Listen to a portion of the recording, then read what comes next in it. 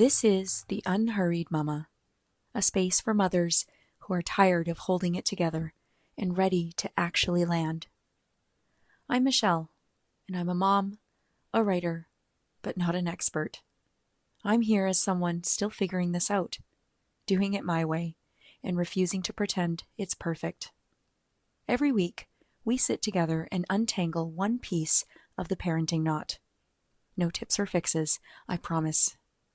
Just the mess, the science, and the path back to you. So pour yourself some coffee or tea, close the door, and let's begin right where we are. One day last week, I was at the kitchen counter chopping veggies. I was present to only the sound of the knife and the smell of onions and the bright light coming through the window. My daughter wandered in, watched me for a beat, then said, almost to herself, "It's only 4 o'clock and you're already making dinner." I smiled and kept chopping. She stayed a little longer.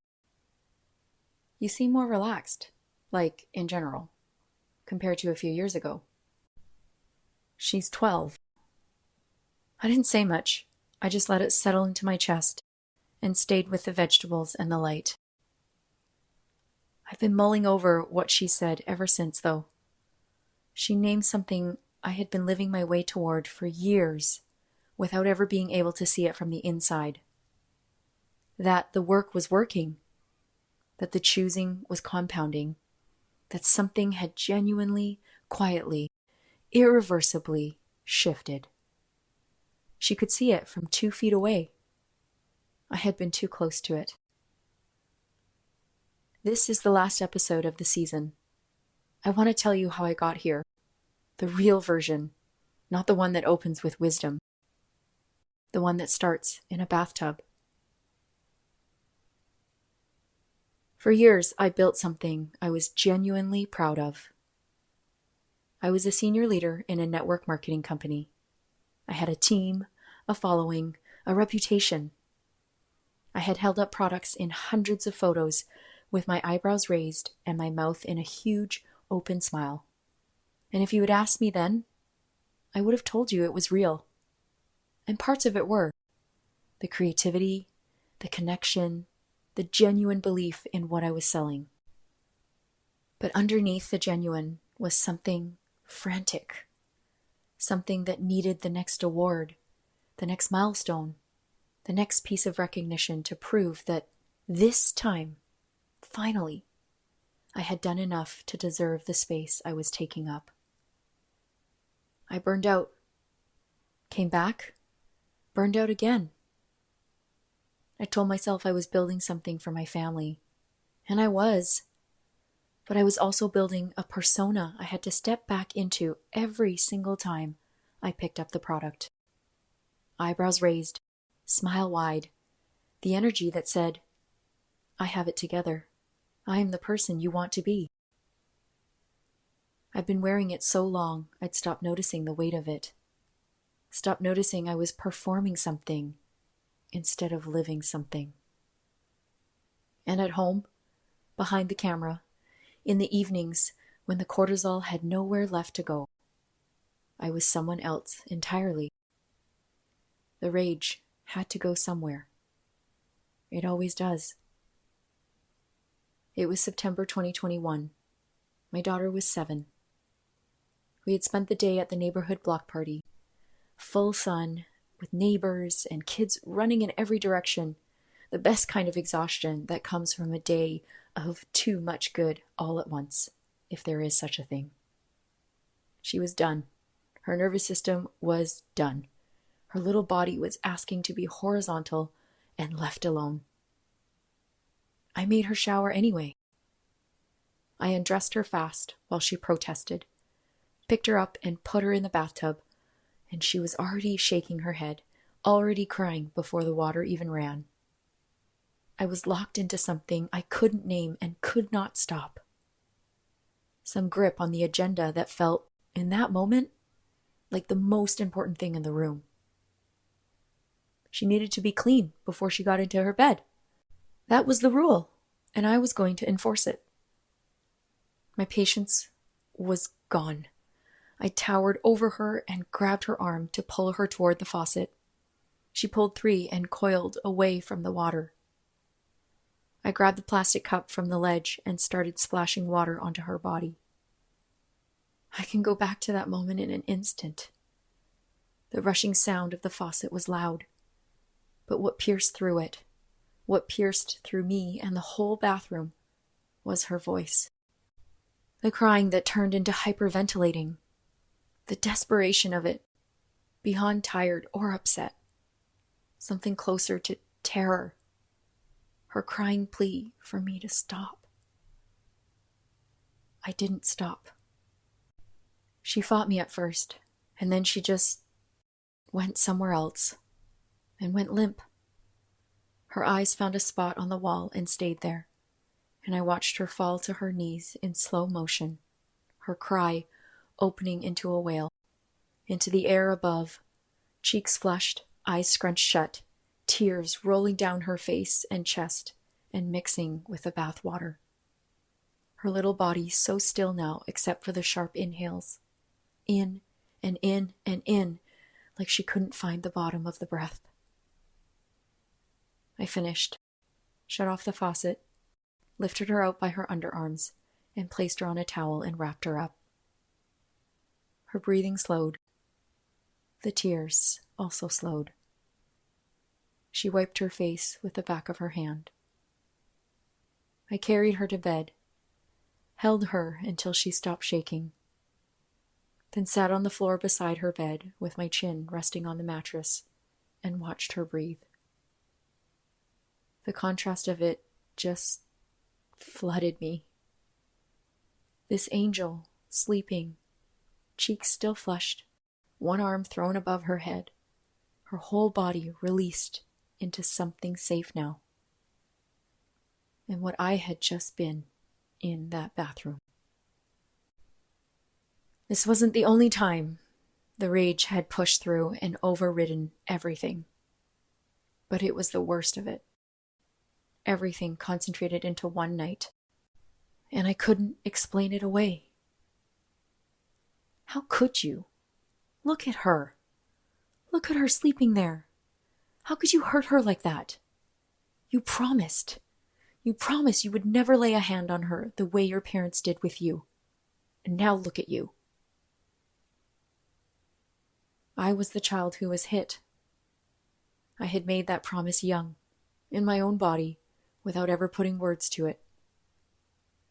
I hadn't hit her, but I had been rough and mean and forceful, and I had not stopped when she asked me to. And the distance between what I had promised and what I had just done was... I couldn't measure it. I just sat there in the dark and felt the full weight of it. Same pattern, different generation. I don't know how long I sat there. Long enough that when I finally got up, I felt hollowed out, moving through the house on autopilot, finding my way to bed in the dark. My husband was still awake. I told him what I'd done, my heart still beating hard. Told him I was shocked he hadn't heard her. He had heard. He'd thought she was just tired. "It'll be all right," he said. "Kids forget. Go to sleep." I lay there in the silence, the kids already asleep and my husband drifting off. And I turned that sentence over and over. Kids forget. And I knew from living in my own body that he was both right and completely wrong. The conscious mind forgets, but the body doesn't.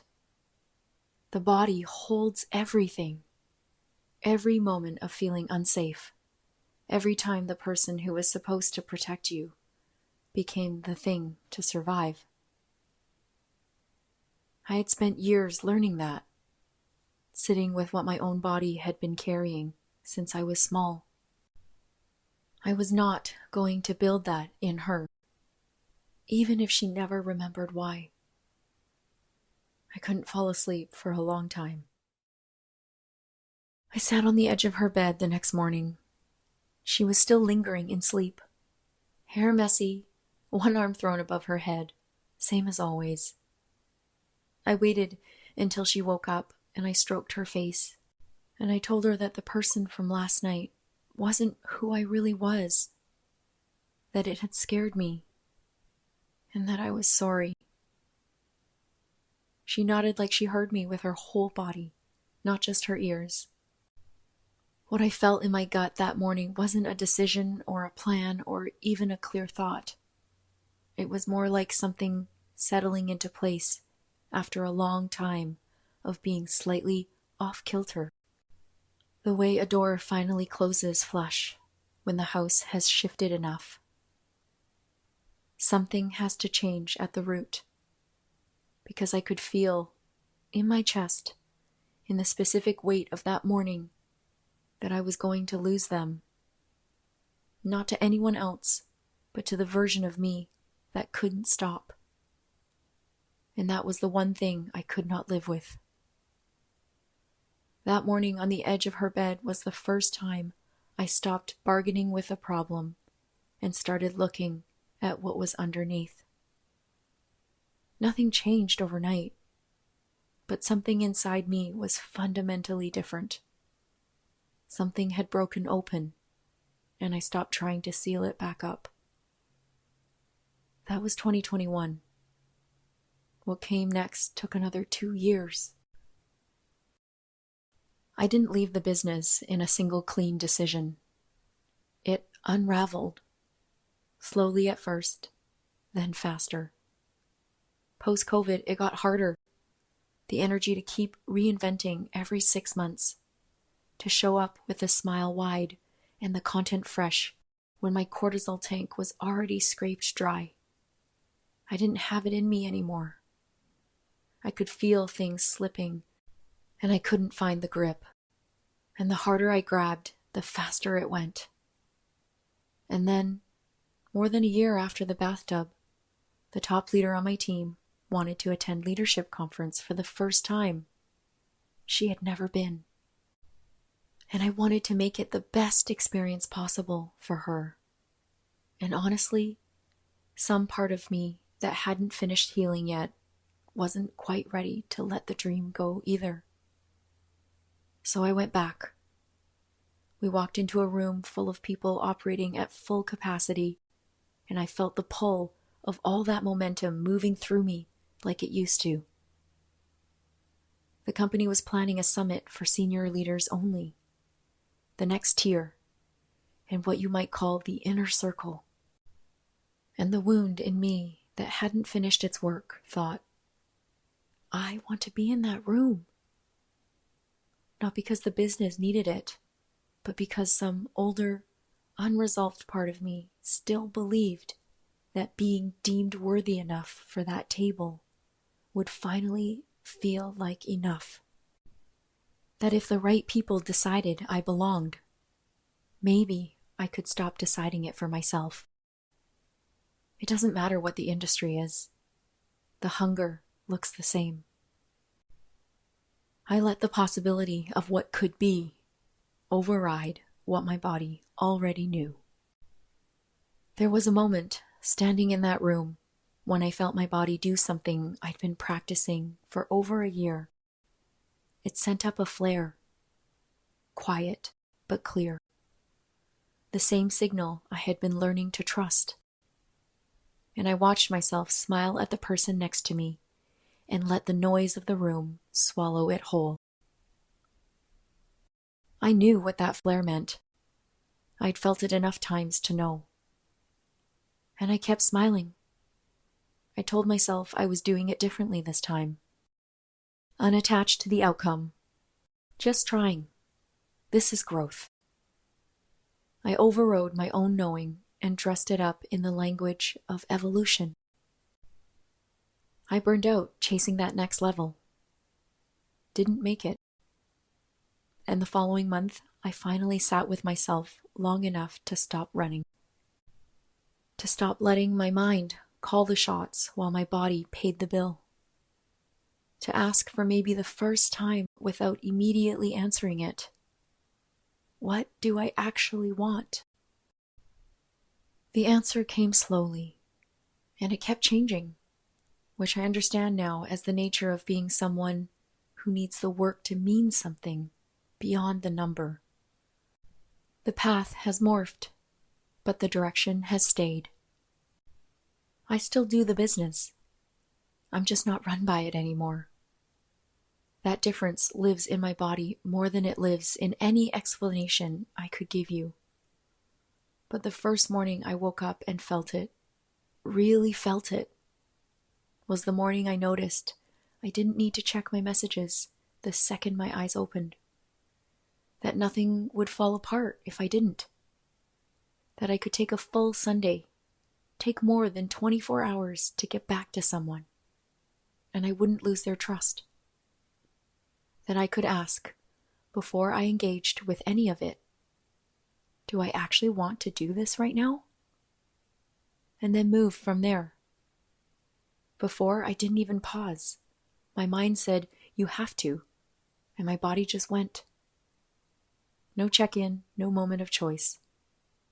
Now, there's a breath between the impulse and the action. That breath is everything. A few years later, I'm here, chopping veggies at 4 o'clock, recording this, and writing the book. A month ago, I was cleaning old photos off my phone. It was just housekeeping, the kind of thing you do on a Sunday afternoon when you've run out of storage and you're slightly annoyed about it. Scrolling through 3 or more years of screenshots you meant to do something with and never did. A good half of the photos were business related. Product infographics, before and afters, tips and tutorials, and then the ones with me in them. Holding up the product, doing a demo, mid-skit in a reel I'd spent hours making because I was creative and I was good at it and I needed everyone to know. I slowed down when I got to those. Raised eyebrows, my mouth open in a huge smile, my eyes conveying a very specific kind of excitement, the kind that is partly genuine and partly desperate, the kind that says, please, please let this be enough. And I looked at my own face for a long time without moving. I didn't recognize her exactly, but I understood her completely. I understood what she needed from every award, every milestone, every comment that said, "You're so inspiring."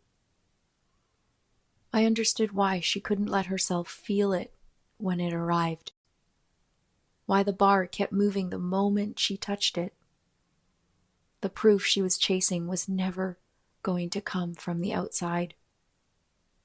Not because she wasn't achieving enough, but because the hunger she was trying to feed had nothing to do with achievement. It had been there long before the business, long before the photos, long before any of this started. She was reaching for the only things she knew how to reach for, because no one had ever taught her there was something else. What I don't have a photo of is what happened after the camera stopped. Just the residue left behind. Putting the product down, closing the app, sitting in the hush of a house that had no idea what I'd just spent an hour manufacturing.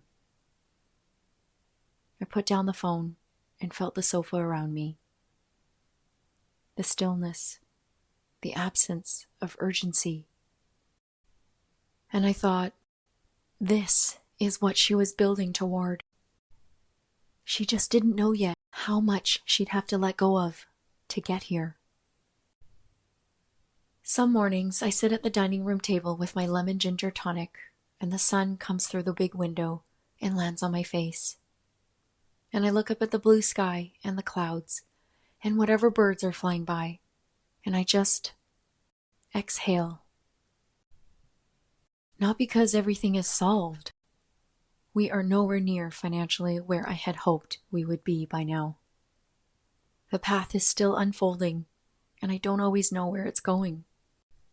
There are still mornings I catch myself mid-sentence with my mother's words in my mouth.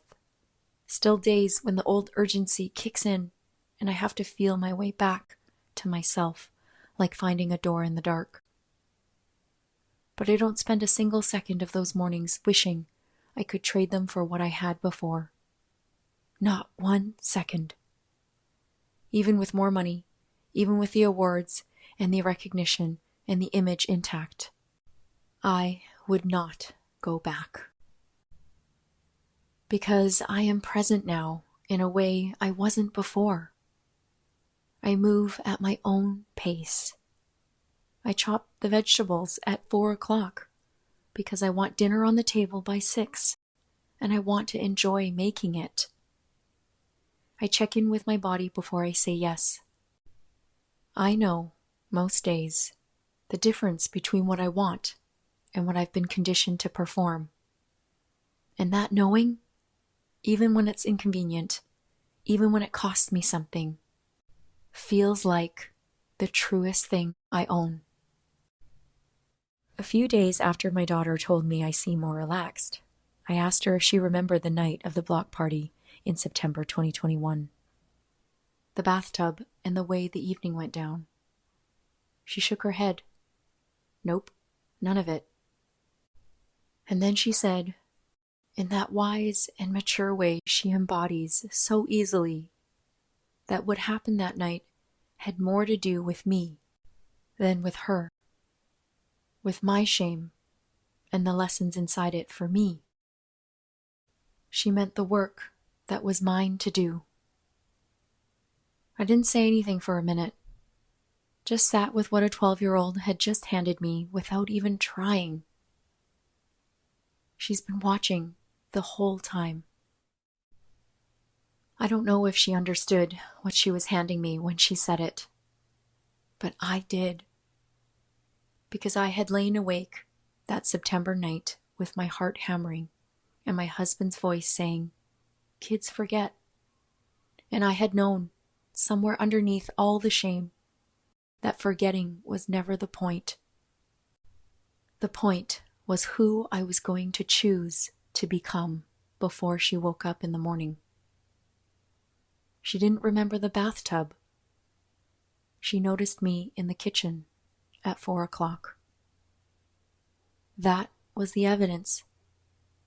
Not this podcast, not the frameworks, not the awards I received while standing outside my own body. Just a mother, unhurried, in her own kitchen. That's what's left when the image finally falls away. That's enough. And so are you. Here's the truth many don't say in the parenting space.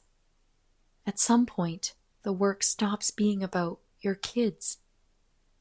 I know that's not what you signed up for. You came here for them, to break the cycle, repair the rupture, become the mother you needed. And you did that. You showed up and looked at the hard stuff and sat in the shame and chose differently. Sometimes just barely, sometimes with snot on your sleeve. But something happens when you start doing that kind of looking. You start to see yourself. And once you can see yourself clearly, not the performed version, not the image, not the woman with her eyebrows raised saying, "I have it together." Once you see the actual you, underneath all of that, a question surfaces, quietly at first, and then louder than you can ignore. Who is she when nobody needs anything from her? I notice even asking it out loud makes me breathe differently. I spent years not asking that question. Decades, honestly. I was very good at not asking it. I called it devotion. I called it, this is just what mothers do. I watched my own mother pour herself out for everyone around her and save nothing. not a single drop, for the woman underneath all the roles. And somewhere along the way, without ever saying it out loud, I think I made a promise to myself that I was going to do it differently. I didn't remember making that promise until just now, recording this. 12 years into motherhood, one whole season into saying the hard things out loud. And it's hitting me for the first time that maybe that's what all of it has been. The personal development, the inner work, all of it. Maybe I've been keeping a promise I forgot I made. That lands differently than I expected it to. And I have a feeling I'm not the only one who forgot. That's where we're going next season. Into that question. Into the relationship that was there before anyone showed up needing something from you. The one you've been in the longest. The one we've been quietly starving for years while making sure everyone else had enough. The one we keep meaning to get back to. And if something in your chest just shifted, even a little, when I said that, that's the signal. That's your body telling you it's ready. Season 2 starts closer to home than you think. 10 episodes ago, I told you I was starting this because I needed to say it out loud. Because the work had changed me enough that staying quiet felt like a kind of dishonesty. You showed up, week after week. You sat with the piano lessons, and the 97 minutes, and the scissors, and the girl on the 3rd floor, and the ring.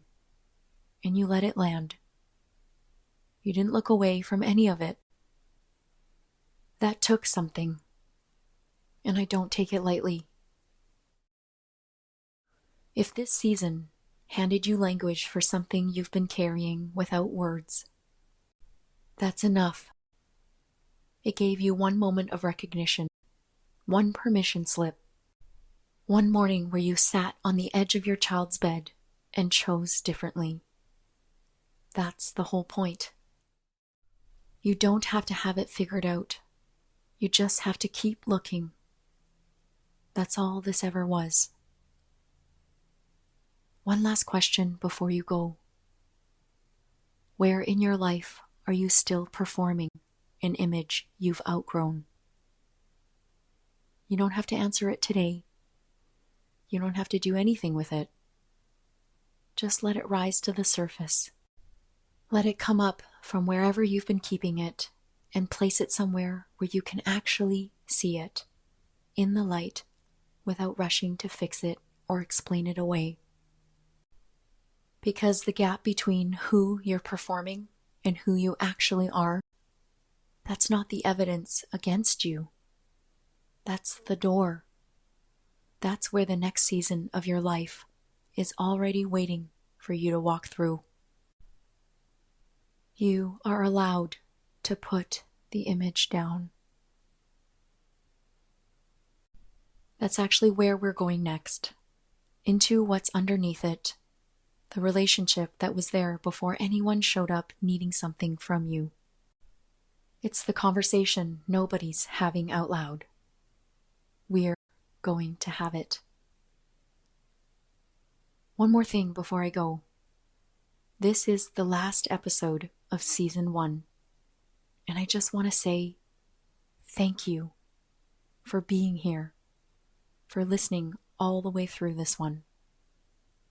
If the show has meant something to you, if something in these 10 episodes cracked something open or made you feel a little less alone in it, there's a link in the Substack show notes where you can buy me a bath soak. I don't do caffeine, but you know what I mean. It's just a small way to say keep going. And on the hard weeks, that means more than you know. Season 2 is coming. I'm not rushing it. You know that's not how I do things. But I'll be back when it's ready. Until then, you already know the way back. You always did.